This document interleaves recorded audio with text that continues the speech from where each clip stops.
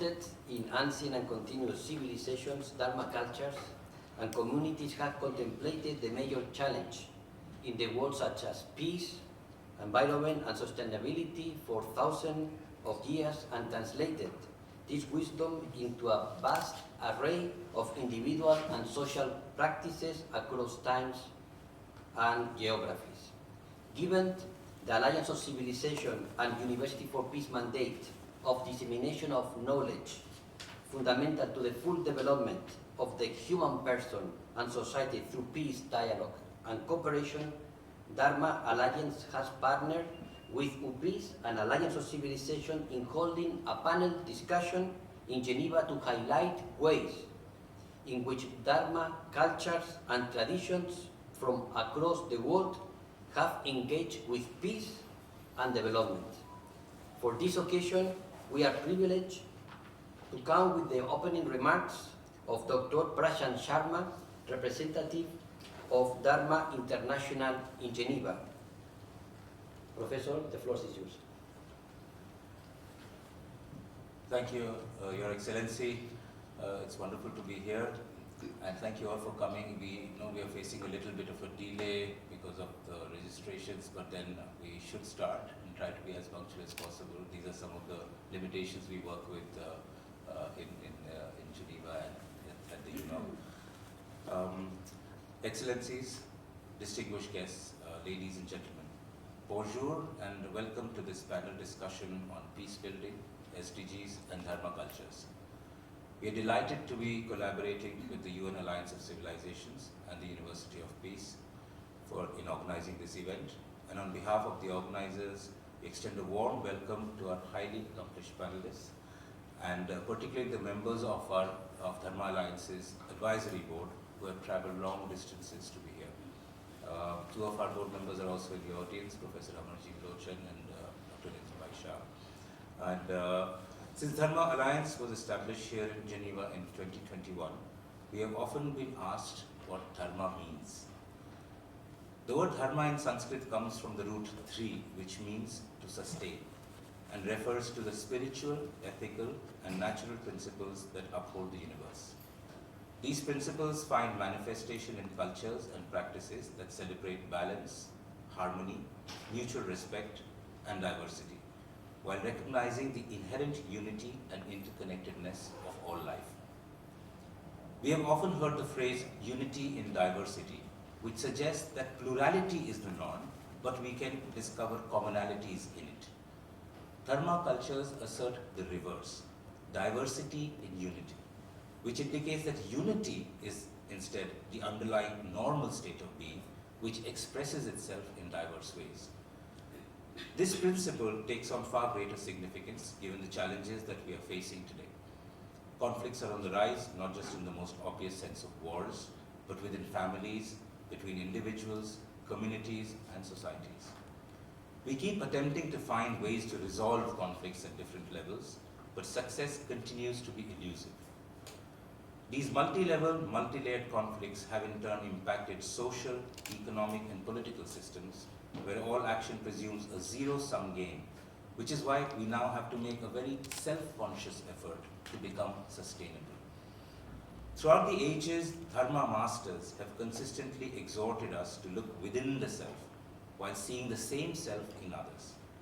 This key Dharma principle is applicable not only to individuals, but to communities, societies, enterprises, governments, and beyond. Once this artificial exclusionary binary between the self and the other is blurred, peace becomes the natural, spontaneous outcome, both within and all around. Sustainability is then no longer a conscious, a self-conscious effort. It simply manifests itself. Rooted in ancient, open, and continuing civilizations, Dharma cultures offer a wealth of wisdom, experience, and practices that can guide us in our collective journey towards a world that is naturally at peace, and in being so, sustains itself and all within it. We look forward to sharing this journey with you. Thank you.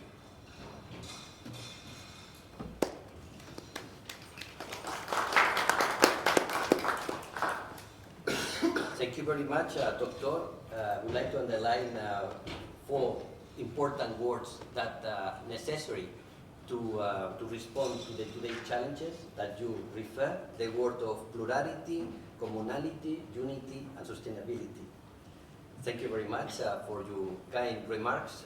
Now we are going to start the panel discussion with these amazing speakers, many of them coming from outside, some of them living in Geneva, and we are privileged to give the floor to one of the co-organizers, the representative of the Alliance of Civilization, Madame Maria Merchant Rocamora. Thank you.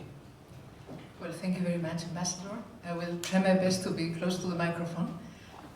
First of all, I'm very humbled to share this panel with my distinguished co-panelists, and I want to begin by thanking the University of Peace, represented by Ambassador FERNÁNDEZ PUYANA, and the Dharma Alliance for taking the time and for their involvement in creating this enabling space to enact intercultural dialogue. As you might have seen on the program, my name is Maria, and I am here on behalf of the United Nations Alliance of Civilizations. The Alliance, UNAOC, by its acronym in English, was founded in 2005 under the auspices, or through the joint effort of Spain and Turkey, my apologies to the Turkish representatives, Turkey, we should say now, beautiful name. So it was then supported by Secretary General Kofi Annan, and it has enjoyed a status as a special initiative under the UN Secretary General ever since then. We work on intercultural dialogue and interfaith dialogue based across 5 main pillars: media, migration, youth, prevention of violent extremism, and the role of women as peacemakers.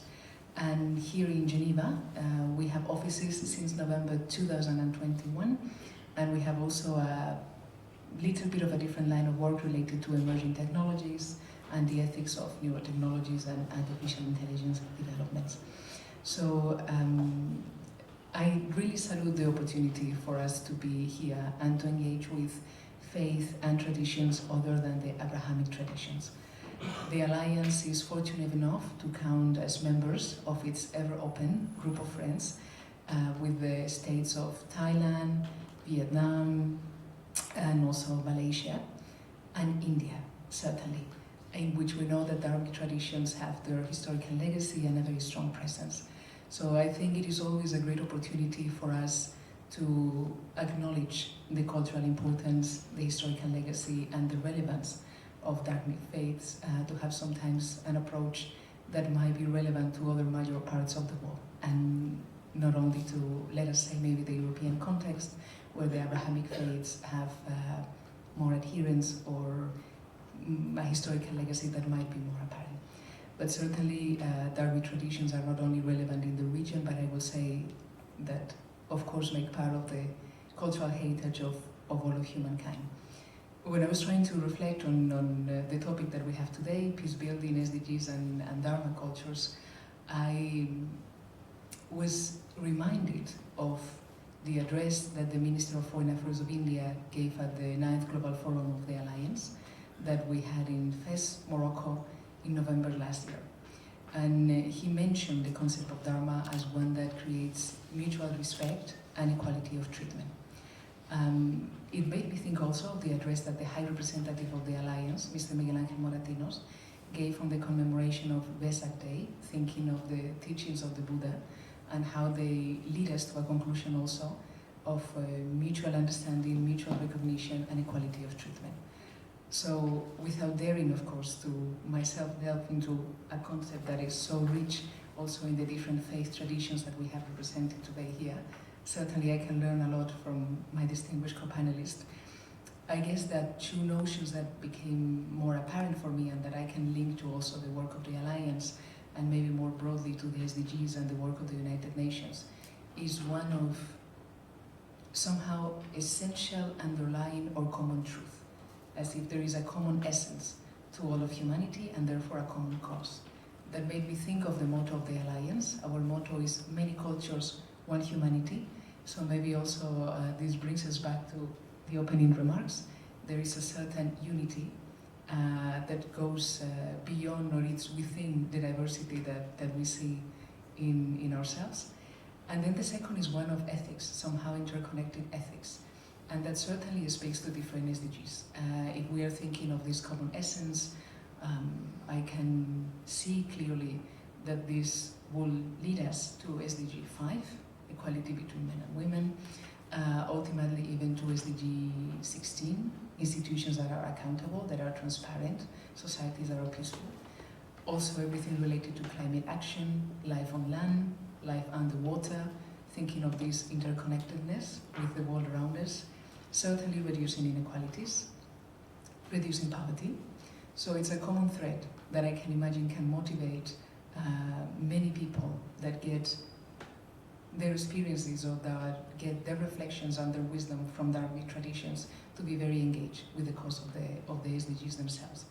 In our case, because we work a lot with youth, the work of the Alliance, as I said, youth is one of our fundamental pillars or line of actions. I think that this element of truth is also quite important. Youth tend to be willing to engage in very frank or very open terms.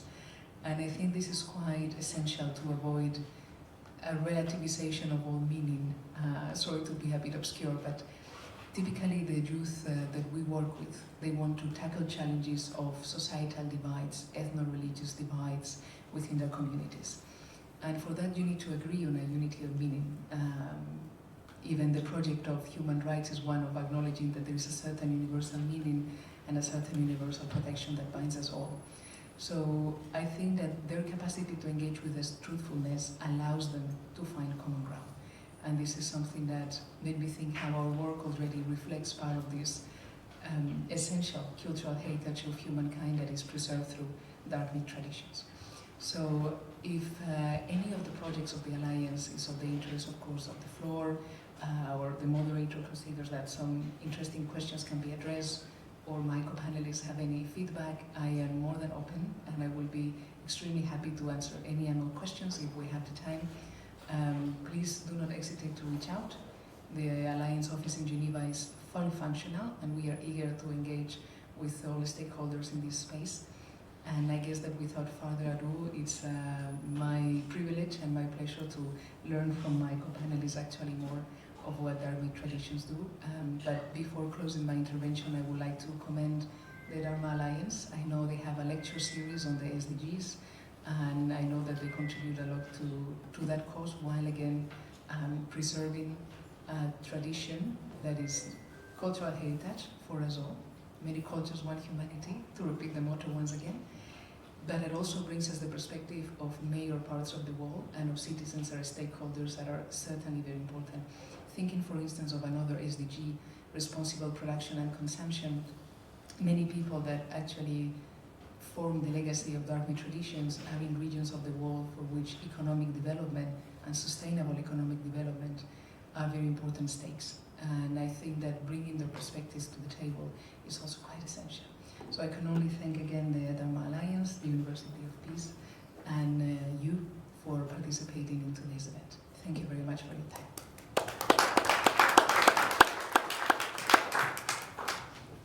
Thank you very much, Ms. Maria Merchant, for your insights. For those they don't know too much, or the first time they approach to the Dharma cultures, today it's an opportunity to learn more in depth with all these brilliant speakers, and we are now expanding more the notion of Dharma culture in light of this statement made by Rocamora. She says some also important, important reflections and keywords that are very connected with the Dharma culture. Equality treatment, mutual understanding, common cause, interconnectedness, and I think I absolutely agree and highlight the importance of the motto of the Alliance of Civilization: many cultures, one humanity. And now we have the pleasure and the honor to give the floor Professor Kusum. She is from India, former head of the Department of Philosophy of the University of Rajasthan in India. Madam, the floor is yours. And welcome to Geneva. Maybe it's the first time in Geneva? You are here? More or less. More or less. Okay, welcome to Geneva. This one.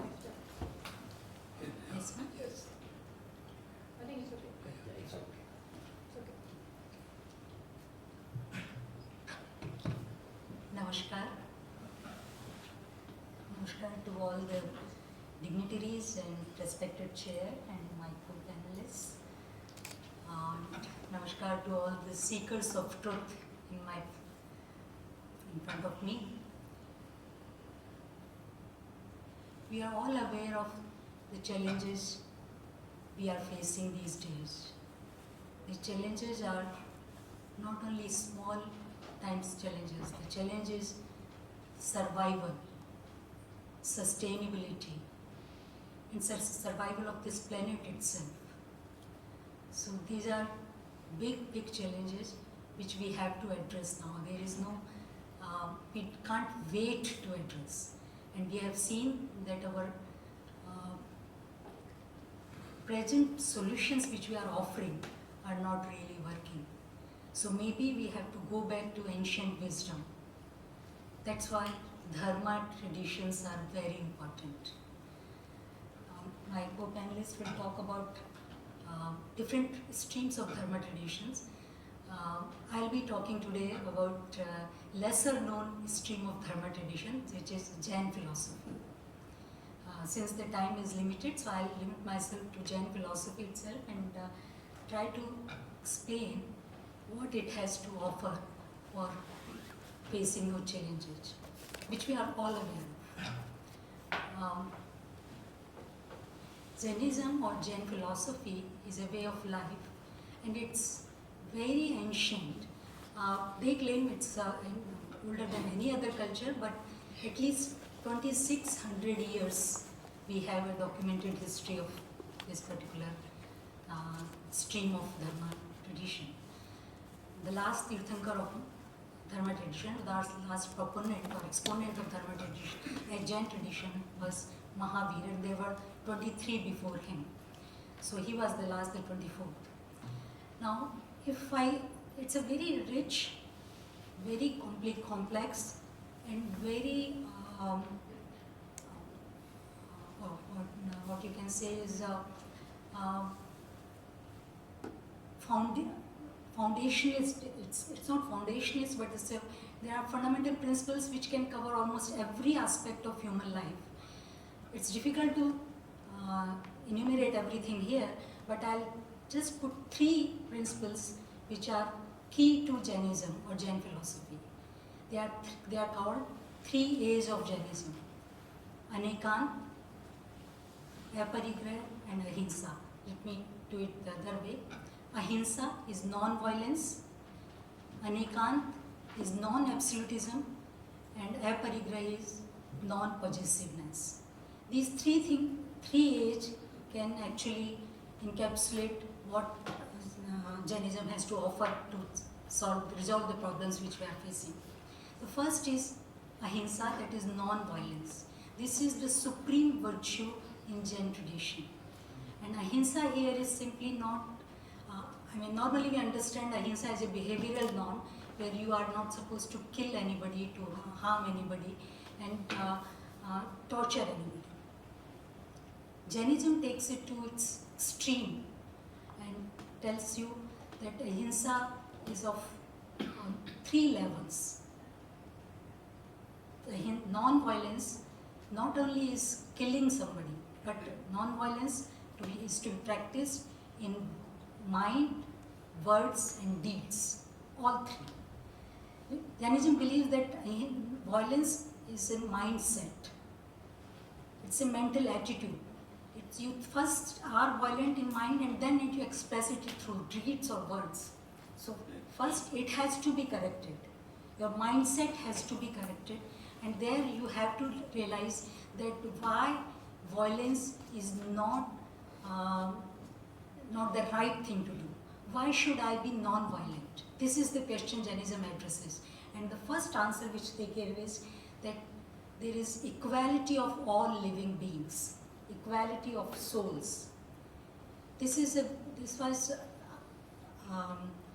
actually when they are talking of living beings, they are saying living beings are of 5 kinds. There are living beings who are 5 sensed, like human beings and animals. Living beings who have only 4 sense organs. Living beings which have only 3 and 2, and they are living beings who have one sense only, that sense of touch. And that includes even plants, water bodies, fire, air. So Jainism has expanded the notion of living beings. Now when we are talking about living beings and we are saying that non-violence is to be practiced with all living beings, then it includes the whole universe in itself, and all living beings are equal. So you have to respect plants, vegetation, fire, water, all these things equally as you respect the human beings. Now,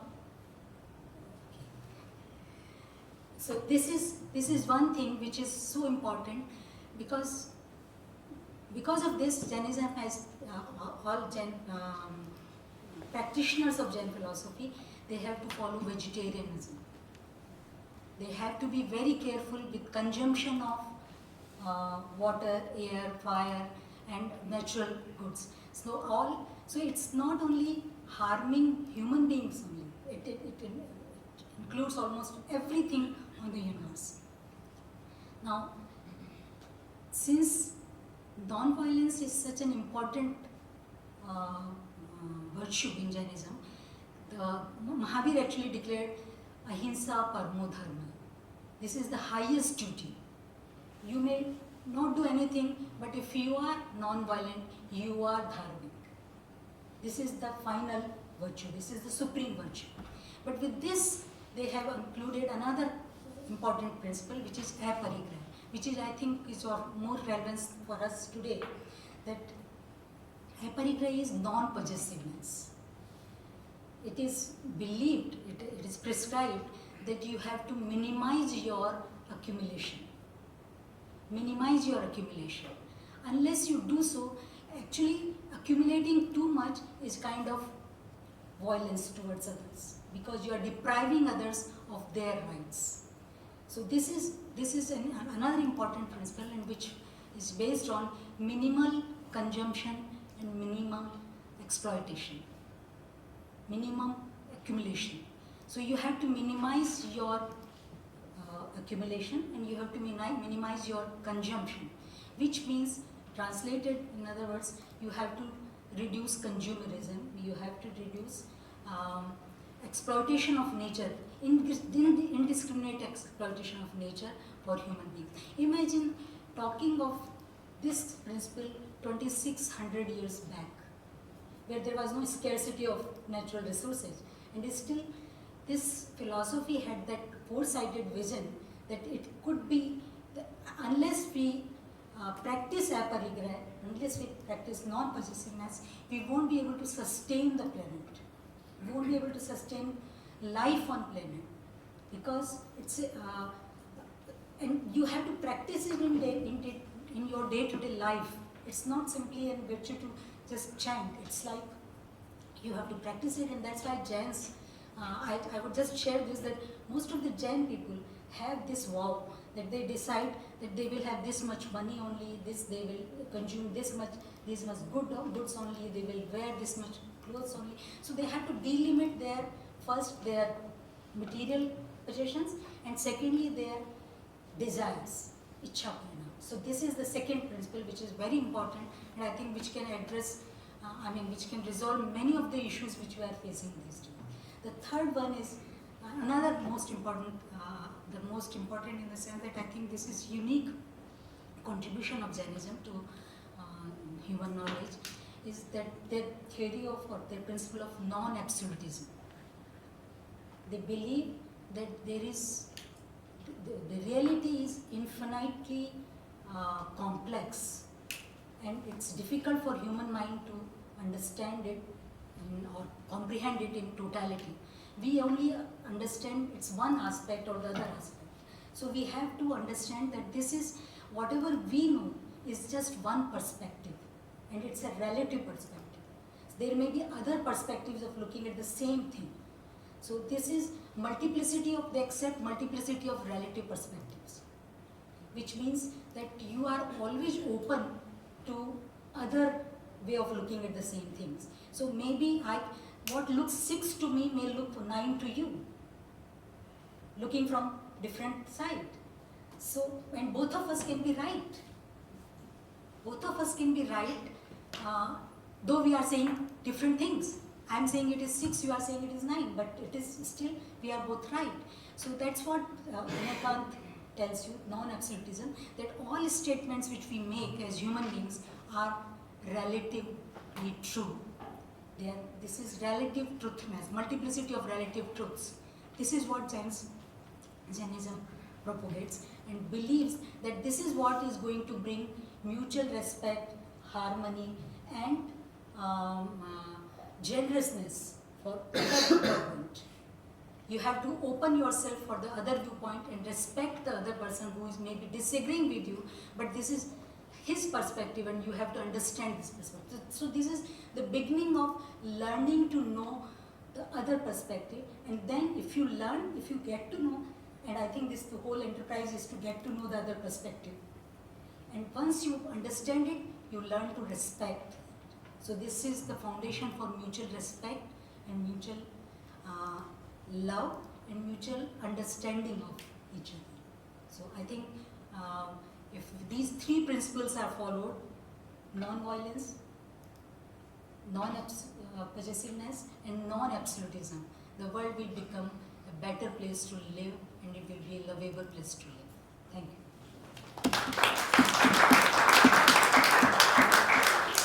Thank you very much, Professor. Thank you very much, Professor Kusum. Really amazing to learn more about this philosophy, very important philosophy, Jainism.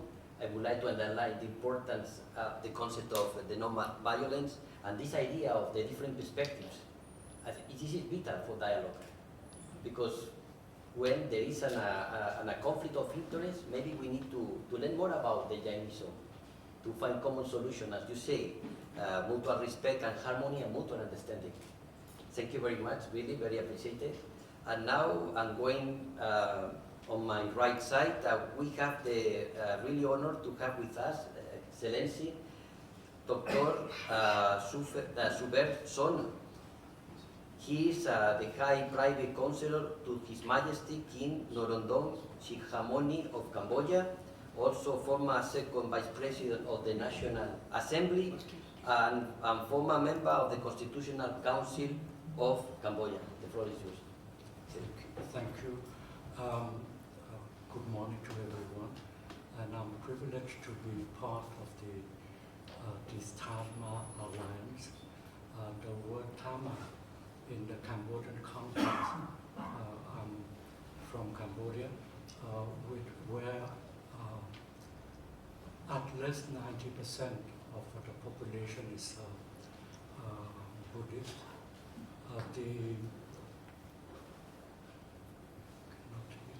Can we increase the volume somehow?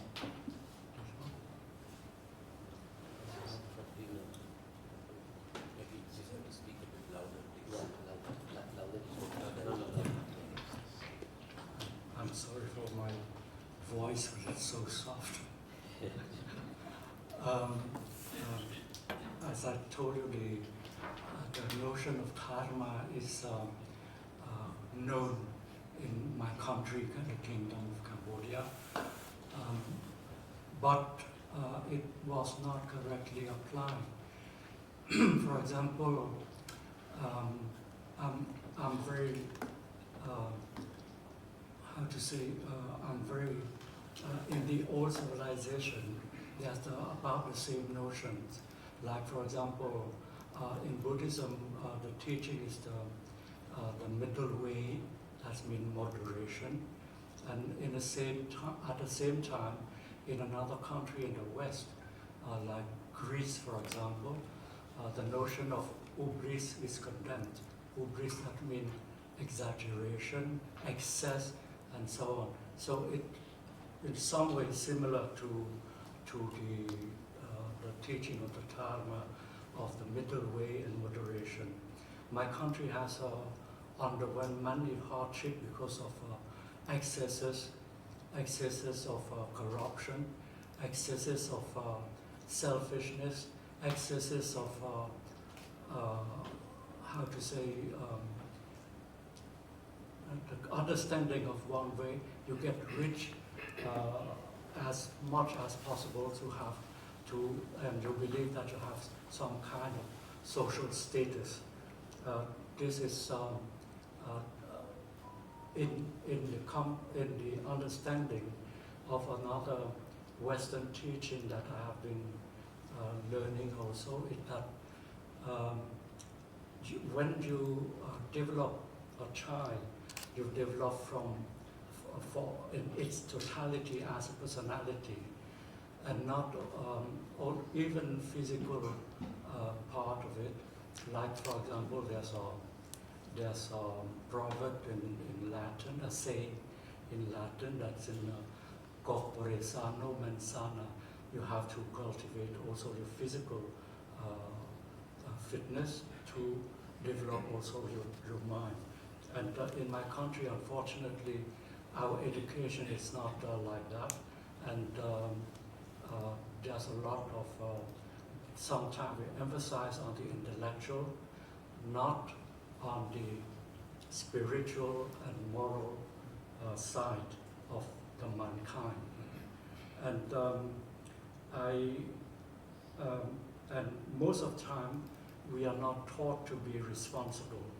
In the case of my country, again, excesses, as you know, of the criminal regime of the Khmer Rouge, and aberration of the communist regime, especially, I'm not going to name the country because the Khmer Rouge was supported by whom, and the excess of their intellectual concept, not dealing with the heart, and heart is also another way of intelligence, but they don't abide by that. That's why there was this excess. For me, it was criminal, and at least 2 million people were killed by hunger, by forced labor, and so on. So I think that it is time for us also to rediscover what the Dharma means. The Dharma is a framework where you could prevent all this kind of excess. I remember at that time the most Western leftist intellectuals in Europe was supporting the Khmer Rouge, and they never take any responsibility. They never recognize that they were wrong, except maybe one journalist, famous journalist in France called Jean Lacouture, who made he wrote a book not to really apologize, but recognizing that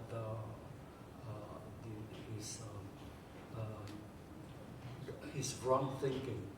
And the book is called "May the Cambodian People Survive." But otherwise, other scholars like Noam Chomsky and so on, and Norodom in Sweden, and even in Sri Lanka, they never apologize for their error. So I think the Dharma may be a kind of call for responsibility and conscience of your actions. So we are responsible for the whole human activities, not only economical and so on, social, economical, educational, especially in our heart and our mind. I wish, I'm not going to be theoretical, I wish that the Dharma succeed to align all the conscious people to implement, for me, this framework to prevent excess in our human activities. And I just finished with the modern technology, which I think it's our own responsibility too, which create a lot of harm to the young people, like for example the telephone things, and this is a kind of drug also. So we have to, the technology, we have to take responsibility for that too. And Dharma Alliance may have a role to promote this understanding among the young people and for the benefit of the society. Thank you.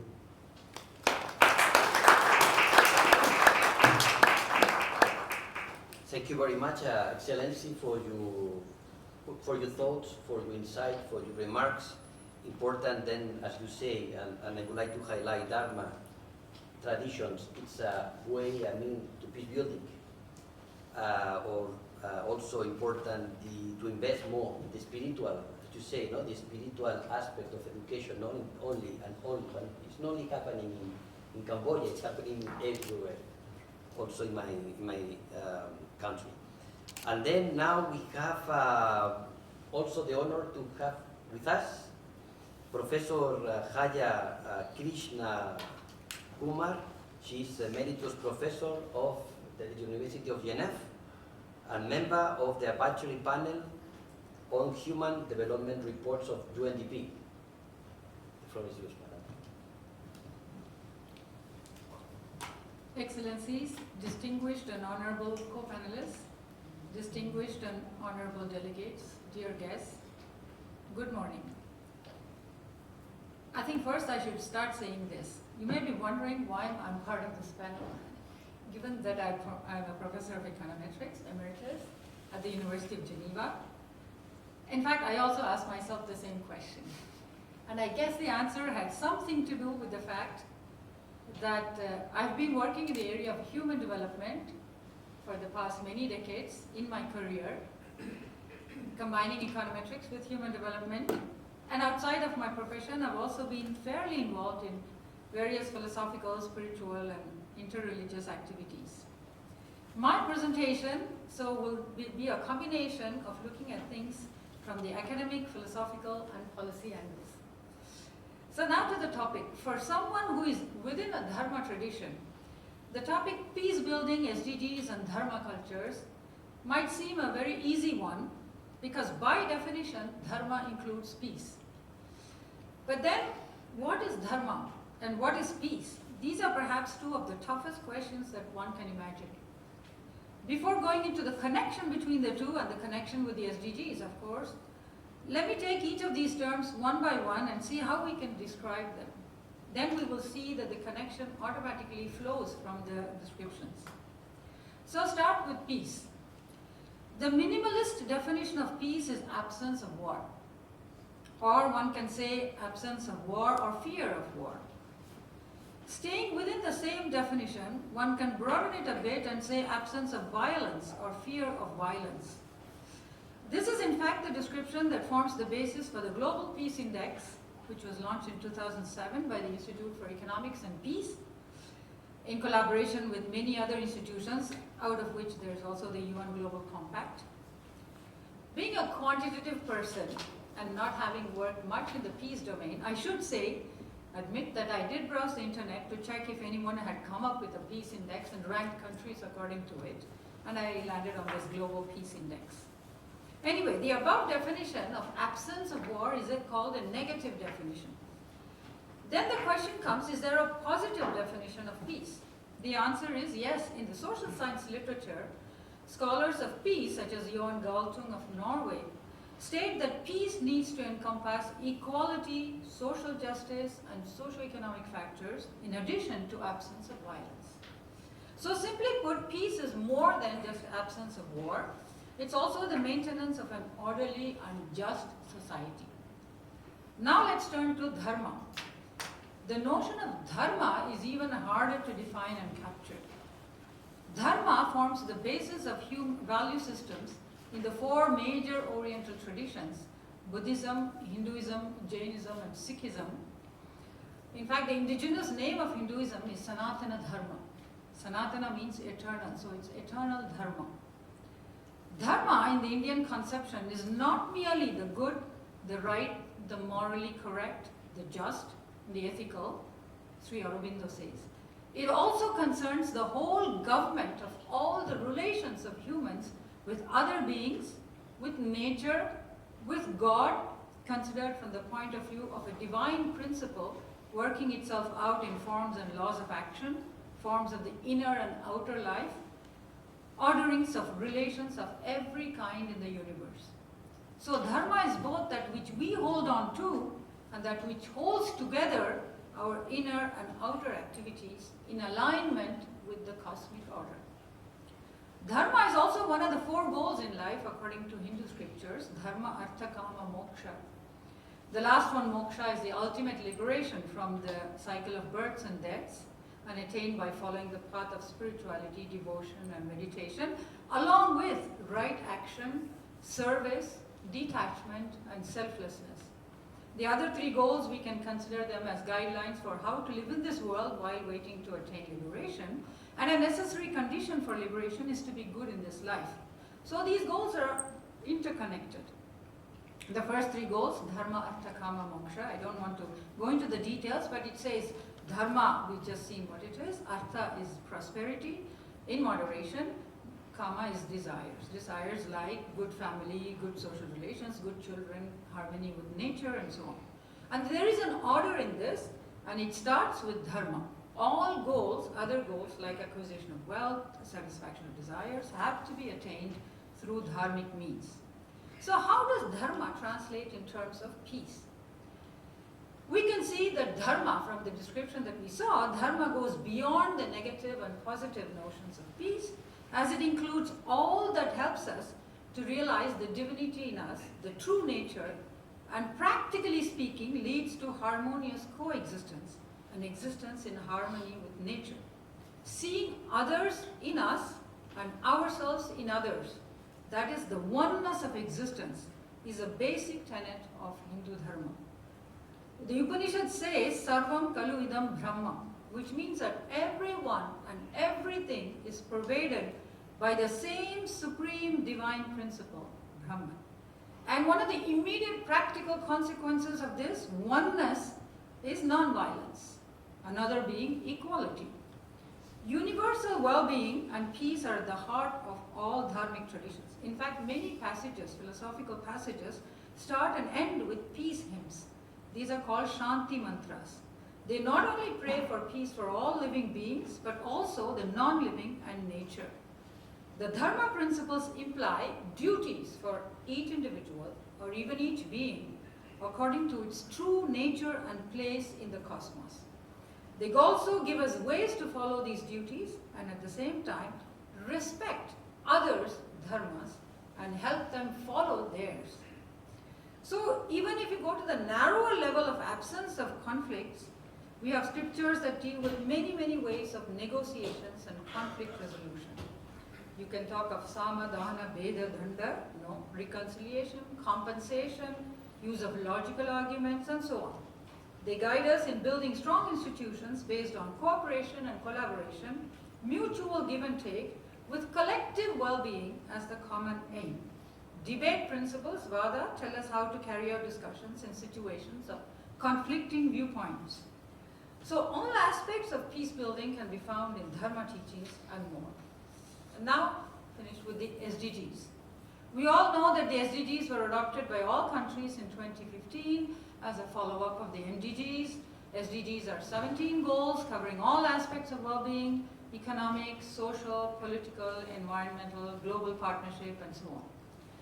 They in fact project a multi-dimensional vision of well-being, which is what human development is all about and which is what I've been also studying.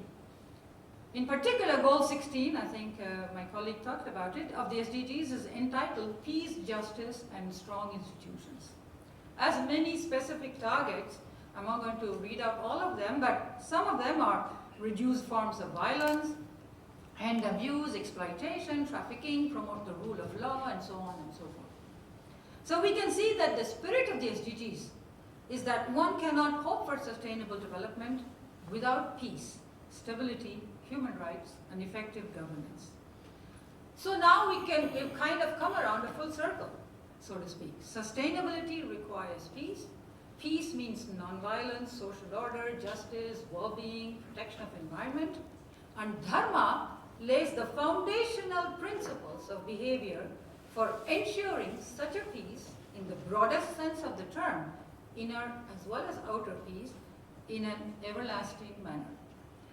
Let me finish with a small Shanti mantra from one of our texts, Yajurveda. I will give you the translation before I recite the mantra. It says, Om, may peace radiate in the whole sky as well as in the vast space everywhere. May peace reign over this earth, in water, in all herbs, trees, and creepers. May peace flow over the whole universe. May peace be in the Supreme Being Brahman. And may peace always exist everywhere. Peace and peace alone. May you be established in that peace. Om, peace, peace, and peace. So the hymn goes, the mantra.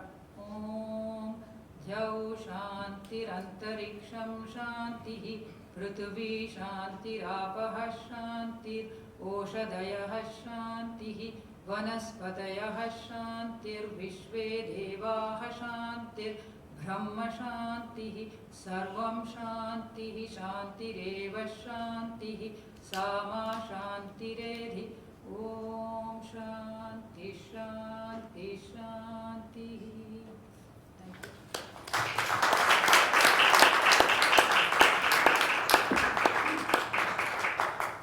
Thank you very much, Professor KRISHNAKUMAR, for your thoughts and remarks. I think maybe the United Nations should develop more tools on negotiation and conflict resolution based on the Dharma culture. And then, and I think it's very relevant then as you start your statement about the question mark, what is peace? And you respond. I think I learned a lot. Thank you very much. I hope the others also. And now we have with us on video message, we have the most venerable Professor Dr. Thich Nhat Tu. He is the permanent Vice Chancellor of the Vietnam Buddhist University and also permanent Executive Council member of the Vietnam Buddhist Sangha.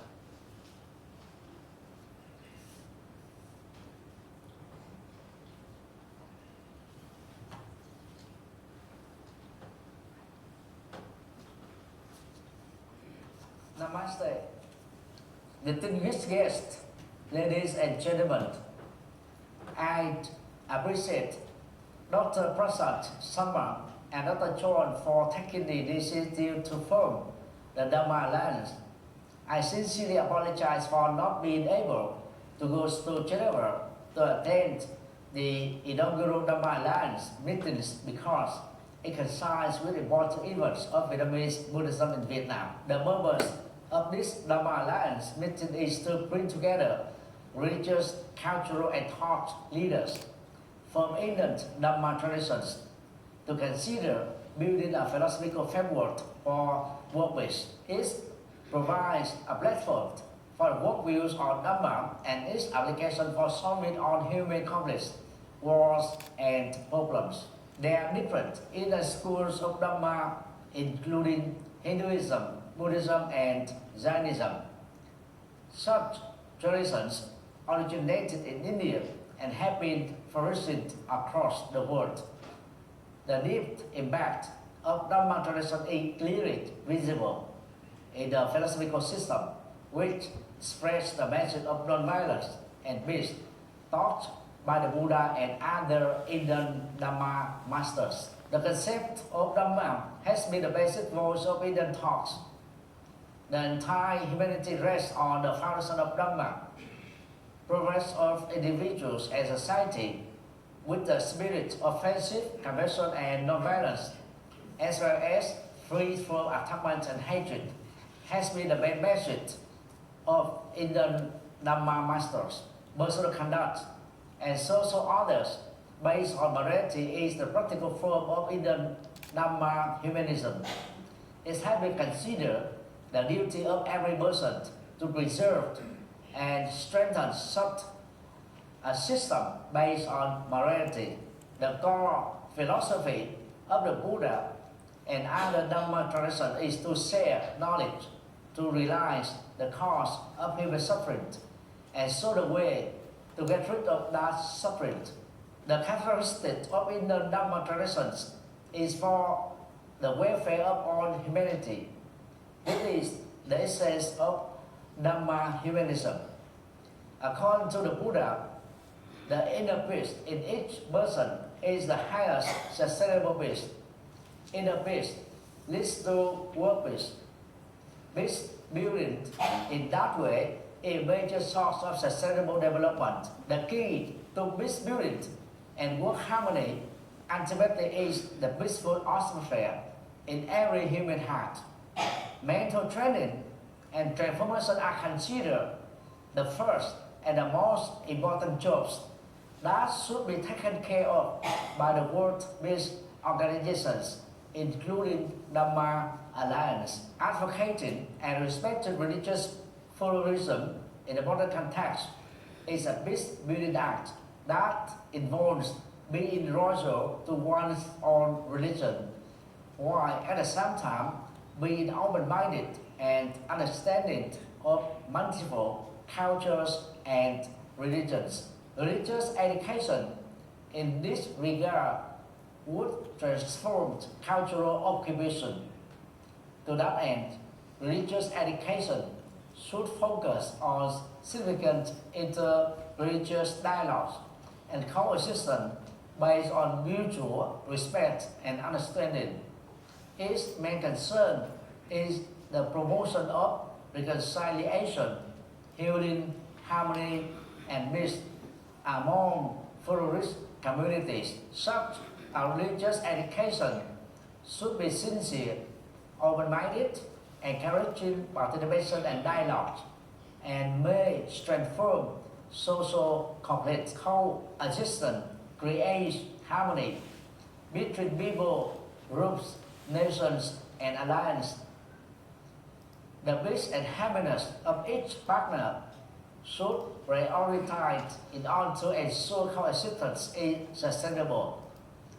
The pursuit of justice, asking for forgiveness, rebuilding brotherhood, sisterhood, and re-establishing social institutions and communal structures based on respect for equality, democracy, and human rights are all efforts to achieve lasting peace and sustainable development. Buddhism holds that war cannot be regarded as a strategy for bringing about peace. War is not a foundation for peace because hatred cannot be eradicated with hatred. Violence, carnage, death, damage, and division follow a war. For the Buddha, dealing in guns, ring, and narcotics is an unwholesome profession because it determines morality and mental well-being of people. Each person's inner tranquility is the source of all lasting peace. World peace is a result of inner sincerity. In this approach, peace building contributes significantly to sustainable development. Every person's tranquil heart holds the key to fostering world harmony and peace. Every person should practice insight meditation to transform the psychological underpinning of greed, hatred, and ignorance, and cultivate compassion, knowledge in order to achieve good peace. A true sustainable peace is one that is attained by every heart, every family, every community. Sustainable route from a material, mental, ethical, and spiritual perspective is required for sustainable peace to be achievable. According to Buddhism, the so-called sovereign world is identical to the violent when sustainable peace and development rule the planet. The need for a violent with lasting peace and progress towards sustainability affects not only Asian communities but also the entire world. Thank you for your listening.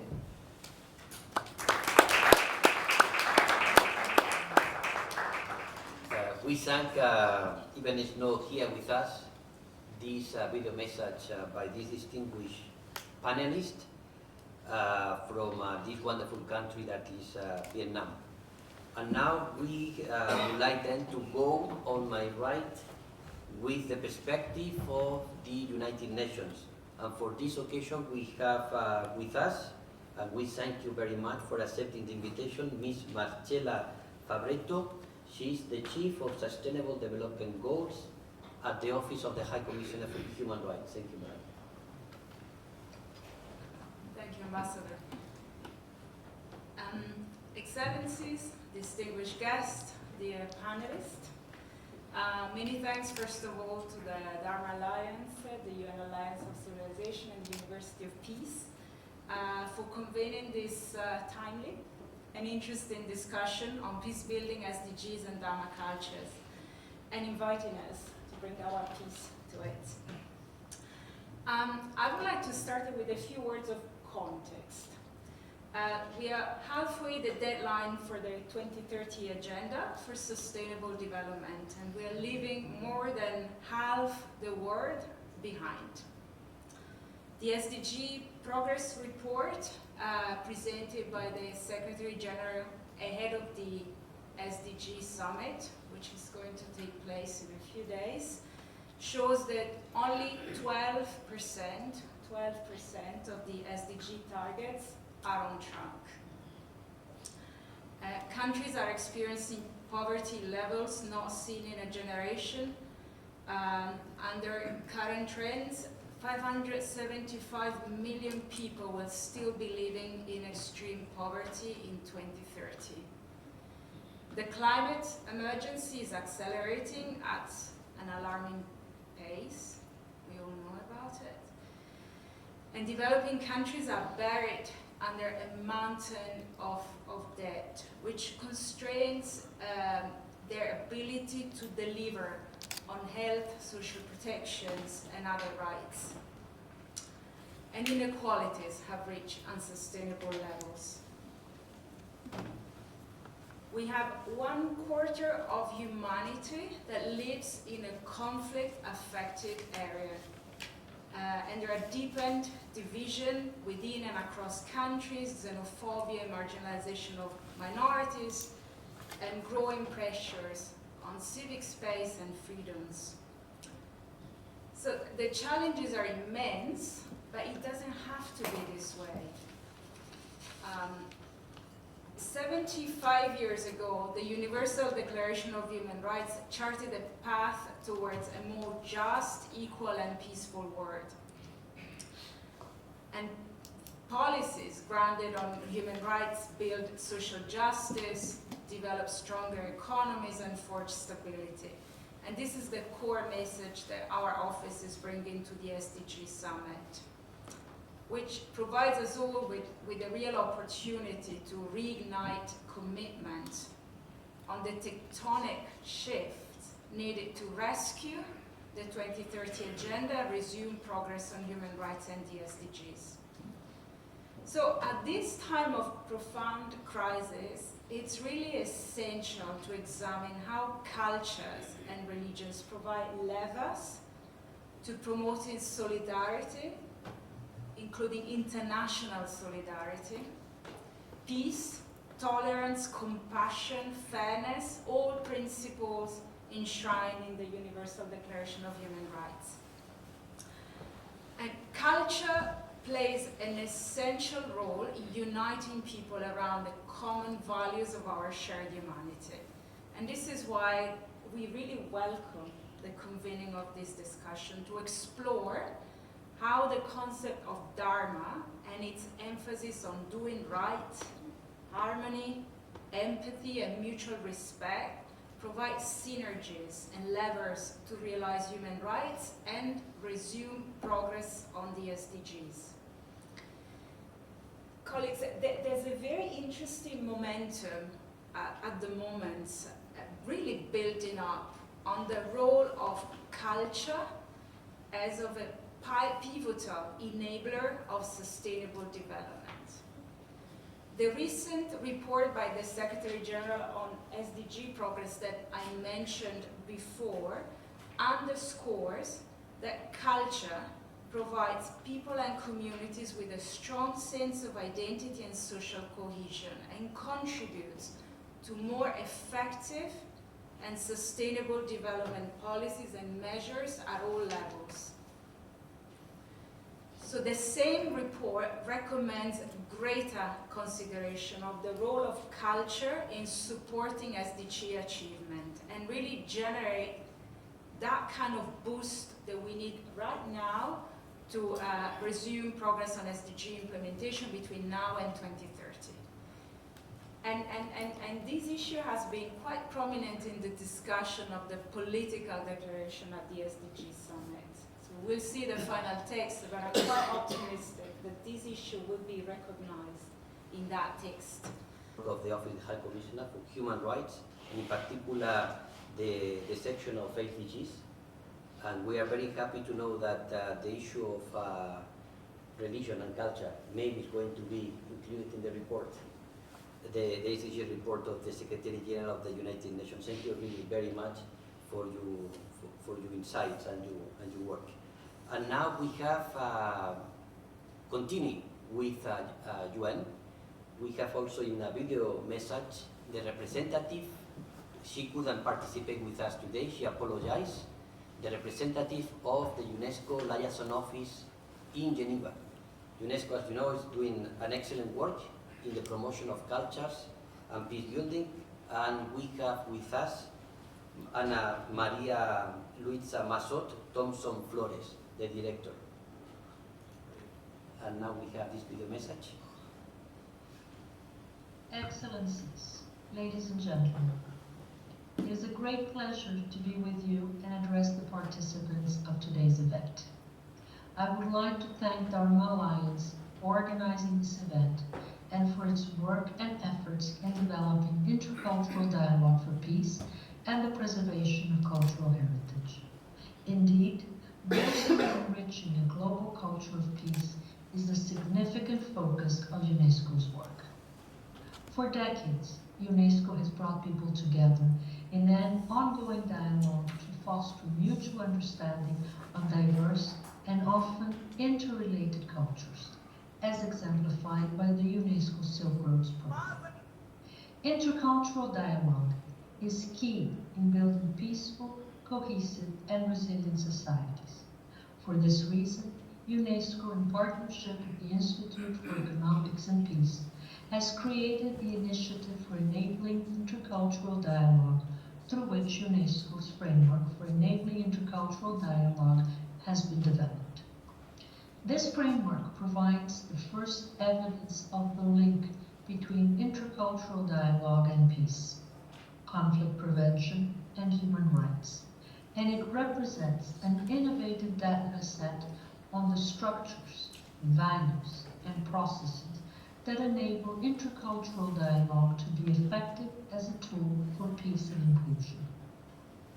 Analyzing data from the framework in collaboration with Harvard University, UNESCO has developed the report, Let's Talk, Transformative Dialogue for a World on the Move, which seeks to reinforce intercultural training as an effective strategy for combating discrimination targeted at immigrants and migrants. This intolerance is the result of stereotypes and ignorance, which can both be prevented and challenged by promoting intercultural skills as shown in the report. I want to take this opportunity to encourage you all to participate in the 3rd edition of the Global Forum Against Racism and Discrimination. It will be held in São Paulo, Brazil, from the 29th of November to the 1st of December. This year, the theme will be Race to the Top, putting racial equity and justice at the forefront of the development agendas. The forum has served as a unique space in the international community where UNESCO has convened multiple stakeholders to discuss cutting-edge knowledge, share best practices, and craft the way forward to advance the global anti-racism movement. Thank you for your attention.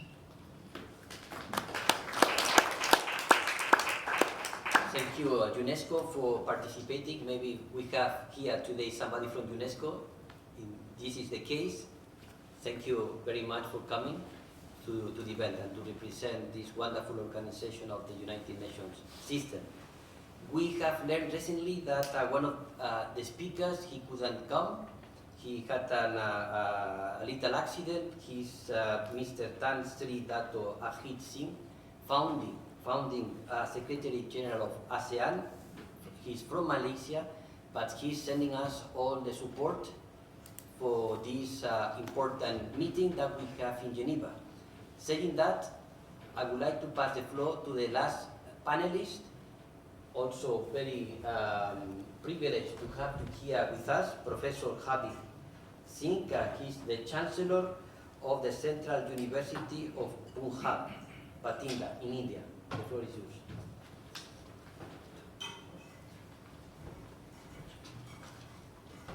Excellency, distinguished guests, and my dear friends. First of all, good morning to all. Sabko mera namaskar, sat sri akal. The theme of my today's talk is conflict resolution through dialogue, the perspective of Sikh tradition.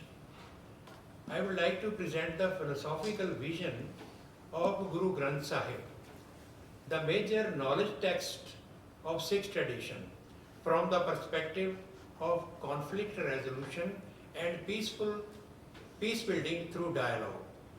It is my firm belief that the spirit of dialogue present in Guru Granth Sahib can be fruitfully utilized, spreading the message of harmony and peaceful coexistence among all the inhabitants of the world.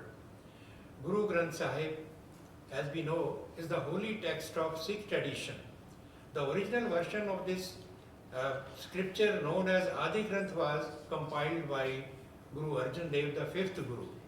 Sikhs all over the world regard Guru Granth Sahib as an eternal living Guru and a supreme source of spiritual and moral guidance. Guru Nanak, the founder of Sikh faith, has emphasized the significance of dialogue in a very beautiful couplet. Jab lag duniya rahi hai Nanak, kich suniya, kich kahiye. As long as we live in this world, O Nanak, we should engage ourselves in listening to someone and speaking to someone. I have searched throughout, there is no eternal life.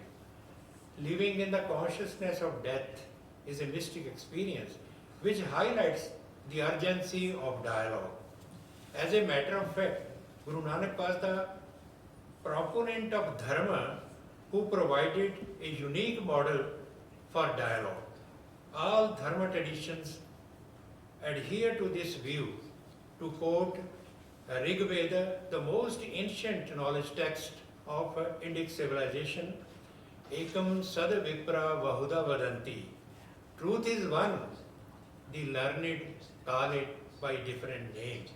Here the diversity and plurality of approaches to truth is highlighted. The same core tenet of multiple paths to reality and truth is expressed in the following verses of Guru Nanak Dev also.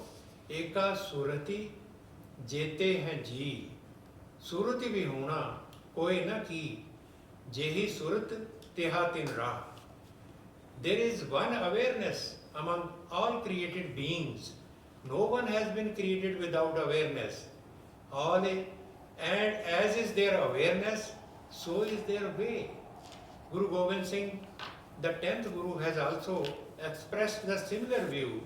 Aap apni buddhi hai jeti, varnat bhin bhin tohi teti. Everyone describes you, the Supreme Being, differently in the light of the intellect given to him. This pluralistic liberal vision of Dharma traditions assumes considerable significance in today's multi-religious, multicultural and multilingual world. These traditions accept the other as a friend, not as an enemy. The most beautiful expression of this fact is seen in Yajurveda, another significant knowledge text of Dharma cultures. It says, Mitrasya ma chakshusha sarvani bhutani samikshantam. Everyone should look at me with the eyes of a friend. Let us see everyone as a friend and let all of us see each other as friends. Similarly, in Guru Granth Sahib, the same kind of friendliness for all beings is expressed in a following verse in a beautiful way. Na ko mera dushman rahya, na hum kiske bairai, Brahm pasar pasaryo bhitar, Satgur te soji pai, sabko meet hum apan kina, hum sabna ke sajan. No one is my enemy, and I am enemy to no one. It is the Brahma who has expanded himself within us all. I learned this from the true Guru. I am a friend to all and nobody's enemy. The pluralistic vision and expression of friendliness towards all is the primary characteristic of the Dharma civilization. To engage the other in a genuine dialogue process, we need to treat him as our equal. The discourse of Guru Granth Sahib places the idea of the other in a philosophical perspective. Guru Nanak states in clear terms, Duja kaun, kaha, nahi koi, ekas te sab opat hoi. Who is the other? Where he is, there is no one. There is only the one Supreme Being who is all-pervading. This metaphysical concept of the unity of all existence is the foundation on which the whole edifice of Sikh worldview is raised. The unified consciousness does not treat anyone as alien or other, recognizing the Supreme Being as a creator and sustainer of the created universe. It inspires us all to treat all beings as equals. The Buddhist tradition, the significance of friendliness has been emphasized in a forceful manner and similarly highlighting Karuna and Maitri, as we know. The discourse of Guru Granth Sahib follows the history of Dharma traditions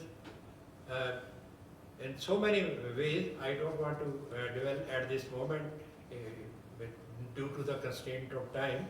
Such a unifying consciousness emerges only in an atmosphere of dialogue and understanding. This is precisely the ideological position of the Gurus and Saints included in the Bani of Guru Granth Sahib.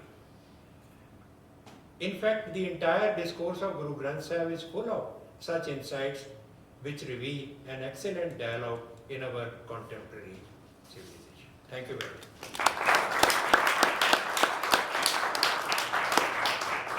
Thank you very much, Dr. Singh, for your thoughts and also for bringing us the importance of dialogue. Thank you. Thank you very much. And then now first of all, I would like to thank very much to all of you. They came today to this meeting at 9 o'clock, and in particular, I would like to recognize the attendance of the permanent mission of Gambia, Mongolia, Myanmar, Vietnam, the WTO. Maybe I have forgotten some another missions. Azerbaijan, India, of course, it's on my left. and also recognize the attendance of my fellows and colleagues from the Office of the High Commissioner for Human Rights, Dr. Salama, the Chief of Treaty Bodies, and also Michael Vina. They are doing, for those they don't know, they are doing an excellent work on Faith for Rights.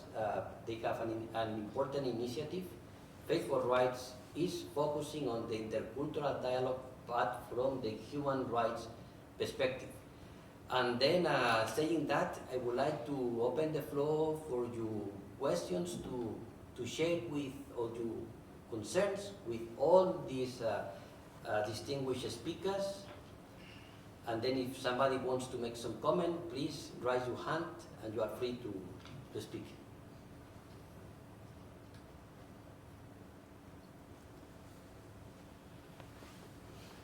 Somebody?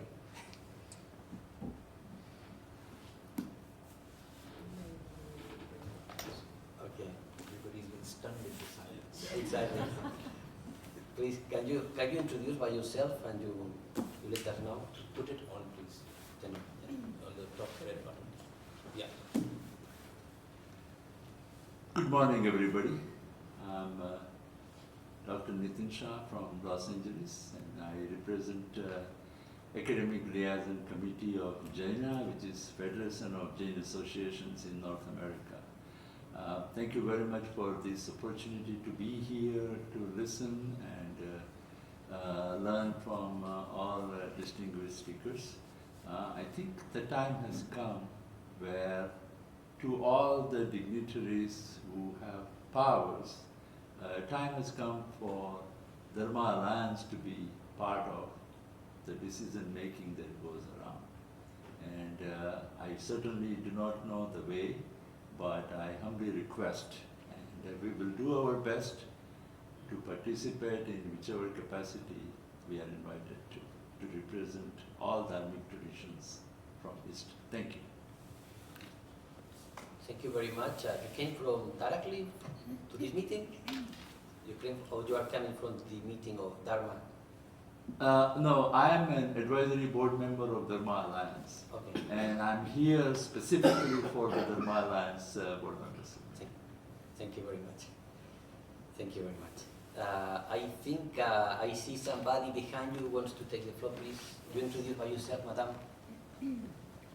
My name is Subedha Verma Oja. It is a great pleasure to me to see Dharma being discussed like this. I am a researcher in ancient Sanskrit scriptures, so I read a lot of this in the original and try and understand it. So I just want to say thank you, Dharma Alliance, for bringing it in front of a wider audience. And the inherent unity of dharmic principles, no matter from where they come, is very clear to those of us who believe in dharmic principles. I'm a Hindu woman, so I live in those dharmic principles. So it's very, very clear to us. I just want to place my gratitude on record, and I hope that we can really build on this and to recognize the essential oneness of the entire world. The Bhagavad Gita says, Ekanshe sthito jagat, so that we are all the same one element. So you have made a wonderful start. All the best to you. And as my predecessor said, I would also like to contribute in whichever way possible. Thank you again. Thank you. Thank you, madam. Thank you very much. I think, thank you. And then at the end, we have somebody. Yes? I am from the Graduate Institute from India. In today's fast-paced world, we often see that, especially in the Tier 1 cities, what we call a growing shift between the tradition dharma and the new population, that is the students of the Gen Z. How do you think we can build this bridge and again get the students back to their consciousness and the dharma and traditions so that we can better achieve these goals? Thank you very much for your thoughts. Thank you very much for Graduate Institute. And somebody else? Yes? Thank you. Yeah. Good morning.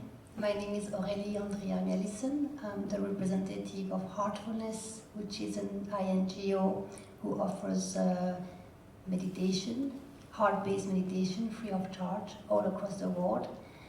And I was very happy to listen to each of you. It was very informative.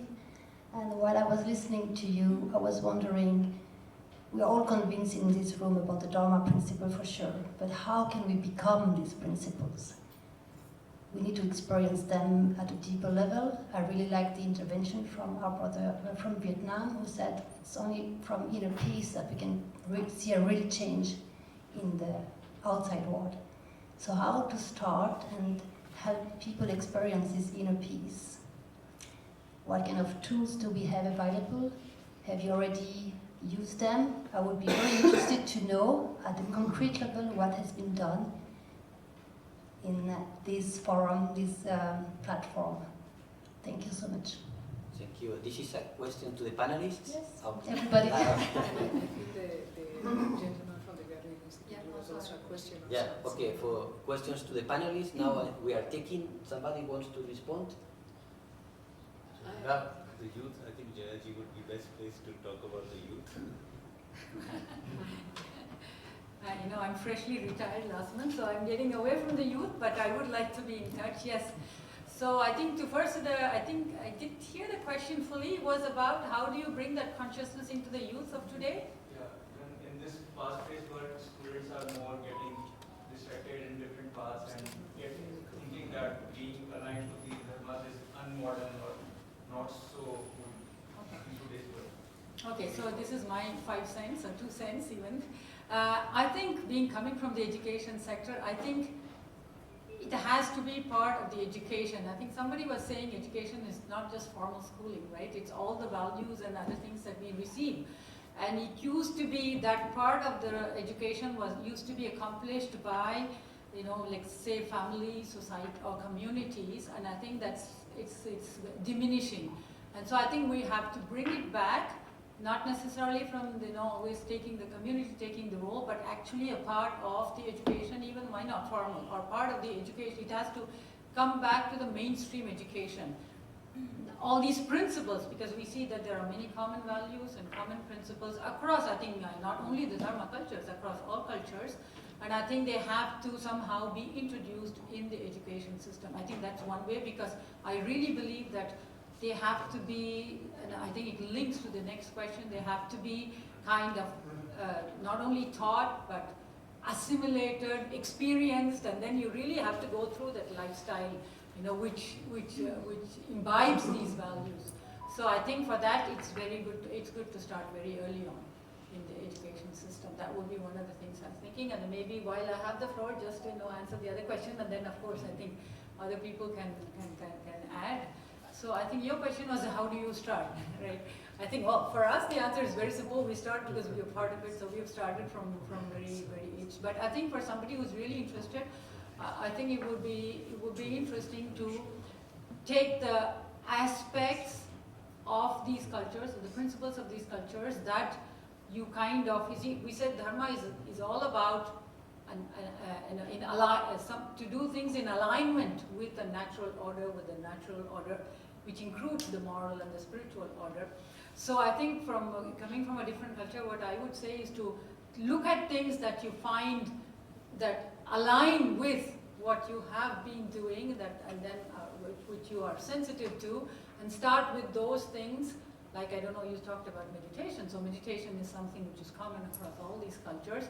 So through meditation, we start looking at inwards and looking at the, towards searching for the inner peace.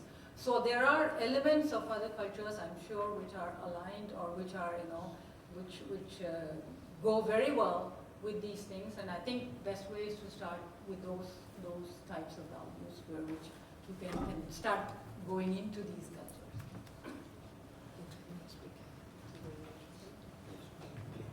Yes, please. Well, thank you so much. Since we work quite a bit with youth, actually we have several programs. We have the Young Peacebuilders program, we have the Fellowship of the Alliance, and these are geared primarily to young people. Also the International Plural Plus Film Festival in cooperation with the International Organization for Migration. I think that one positive thing that has come with the information society is that young people have more critical thinking. I was born in '92, so I'm not Generation Z or Z, but I am close enough that I was also almost a digital native. And I think it was very important with our colleague said, Mrs. Pareta, of including a cultural dimension to how we accomplish SDGs and how we implement things on the ground, also because people have an entire right, a human right, to engage with concepts on their own terms and to be acknowledged as full contributors. We have also a line in terms of global citizenship education in our programs that maybe speaks to the point of bringing also education to this element of how you deal with conflict in your immediate environment. But I think something that is important is that we do not shy away from the critical aspects that young people can bring to the table when it comes to religious concepts.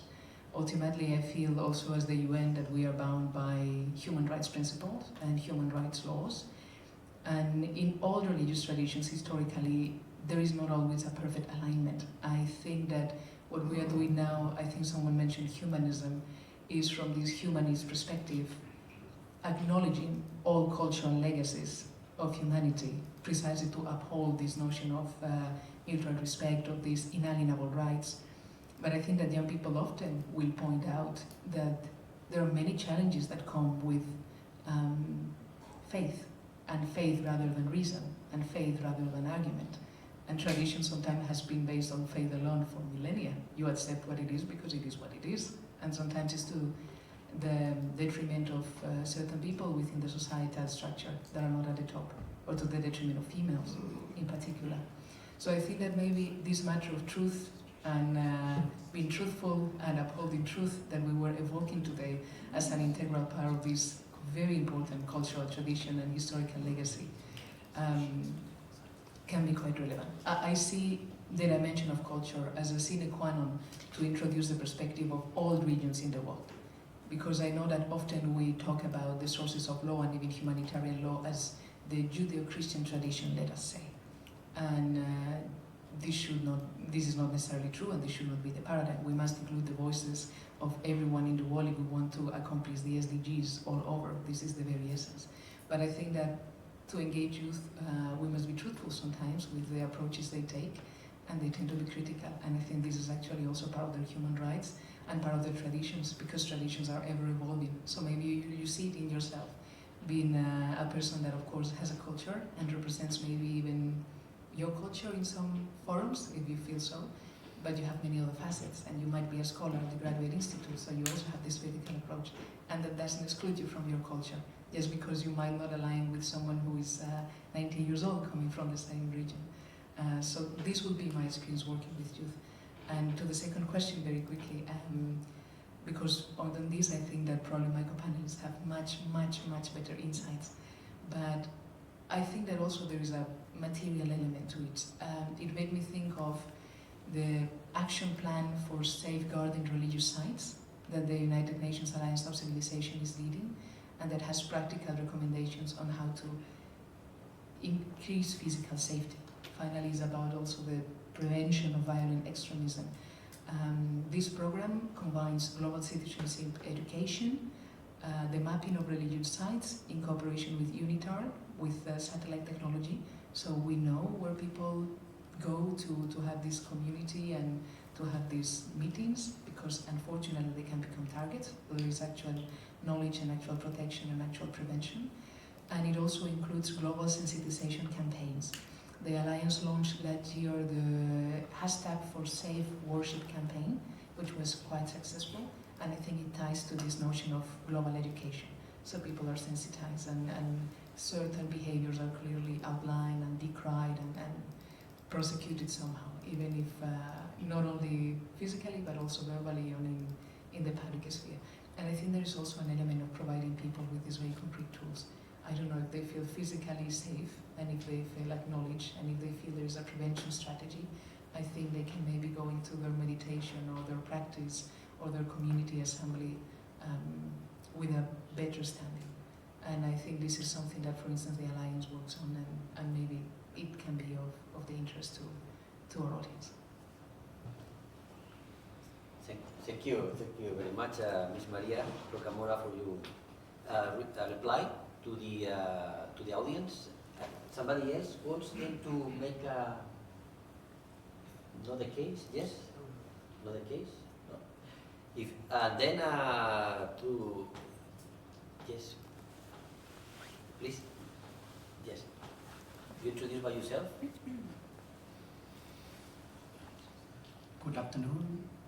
My name is Ramapuntin Tausiri. I'm from Thailand. I live in Sweden. Today I'm very thank you for organize for invite or get for today. But for the next time, I would like to ask for please inform a little bit early, maybe 1 month before. We just know a few days ago, but it's happy maybe to be here. And then one question I think is how can we bring more young people or young generation to be work peace, build peace together in UN conference. And next year too, we think we would like to invite all guests for participate with the World Peace Conference in Stockholm for 2024. Thank you so much. Thank you, Sil, for your comments. And then now we have more. Now it's getting, interesting. But please, to be short, because we are a little out of the time. Madame, please. Yes, thank you. I'm Sylvie Bertirossi. I'm from an initiative called Peacebuilding, and I just wanted to bring also some elements in the discussion and maybe in the reflection, because what we're trying to do through this initiative is to bring awareness about what we call thought pollution, because connected to the SDG, it seems that we have also to deal with a kind of pollution that nobody is speaking or sharing about, which is our thoughts, the way we are thinking. And knowing with the last researches that we have 70,000 thoughts every minute, so it's a lot. We're always thinking, and how do we think? What is it related to? So I would really love to have maybe further discussion and see how maybe together we can also bring this idea of behind the SDGs. Maybe there is something that we need to share and to speak about. It's this thought pollution, which is as important as the water pollution, the air pollution. It's really how we build our environment as human species and our connection to nature. So I just wanted to emphasize that. Thank you, Madame. And also we have the last, but not the least, I hope, the representative of UNESCO, no? No? I'm a student. Hello, everyone. Student, okay. Yeah. Sorry. I'm Simran Dhingra. I'm a student at the Graduate Institute, Geneva, and I've just recently arrived here from New Delhi, India. And I have previously been, there's an organization, UNESCO Mahatma Gandhi Peace Institute, and I have been a peace builder with them. And it was my first ever session that I have attended here, and it was a very extremely interesting discussion. Thank you so much to all the panelists and speakers. My question is to Ms. Maria, please. I just, while listening to you, I just researched the United Nations Alliance of Civilizations. So I scrolled through and I realized that you have Peace Builders program, Young Peace Builders program for youth from the Middle East and South America so far. I wanted to ask, are there any developments for youth from perhaps South Asia and Asia that we can participate in the near future, please? Thank you so much. Thank you very much for your question and for your interest.